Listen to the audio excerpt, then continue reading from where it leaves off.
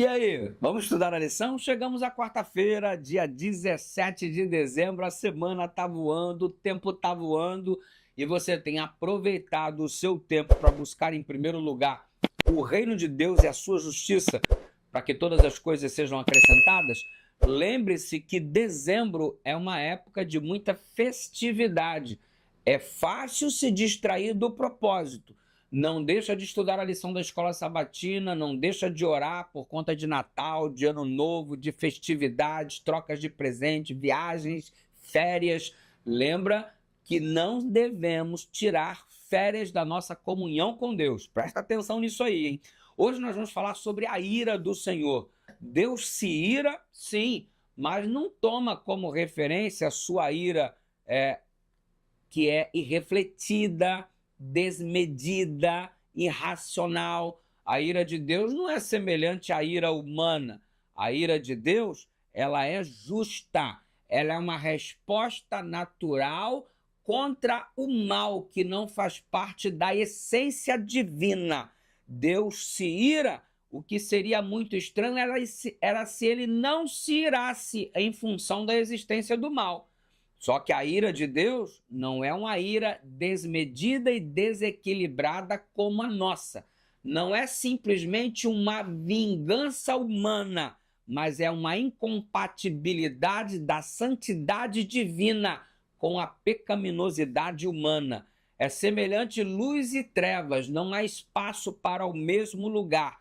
Ou seja, se eu entro num quarto escuro, aciono o interruptor e a luz é acendida, as trevas se dissipam, porque não existe lugar para ambos ao mesmo tempo. Isto é a ira de Deus, é quando ele chega e não há espaço para as trevas. Elas são consumidas, desaparecem. É assim que vai funcionar a ira de Deus sobre o povo que não se torna luz, sobre o povo que é dominado pelas trevas. Quando Deus aparece, então o povo é consumido por causa da incompatibilidade. É a ira de Deus se manifestando de modo justo, de modo comedido, porque Deus, ele simplesmente oferece uma resposta para o mal. E tendo oferecido a oportunidade de Israel ser luz, eles insistiram em se transformar em trevas, associando-se com os pagãos na terra de Canaã.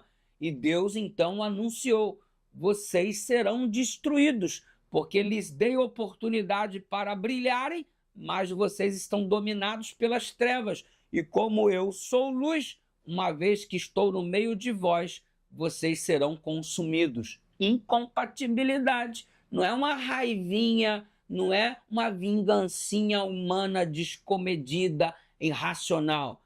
É Deus em sua essência. E sabe o que é lindo? Lindo é você perceber que a ira de Deus, que devia consumir todos os seres humanos, porque todos são pecadores, ao mesmo tempo se transforma na maior revelação de amor da parte dele para conosco, porque todos nós deveríamos sermos consumidos por conta das trevas que nos dominam, por conta de sermos pecadores por natureza, em essência.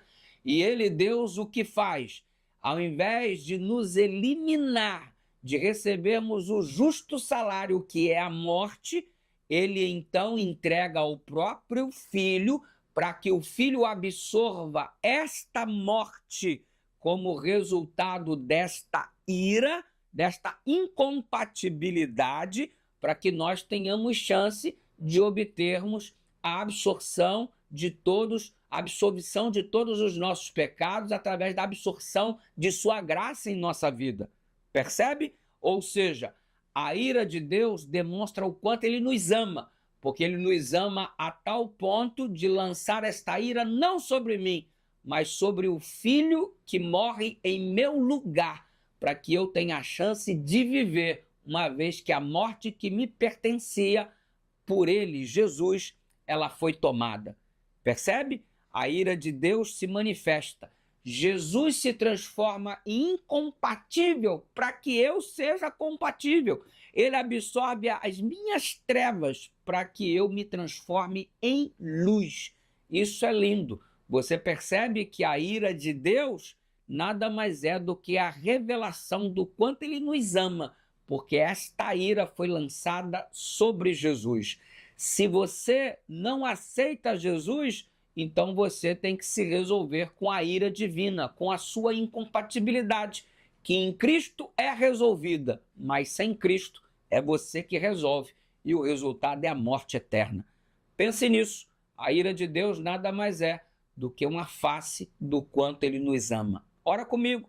Pai querido, muito obrigado pelo esclarecimento que tua palavra nos dá acerca deste assunto tão importante.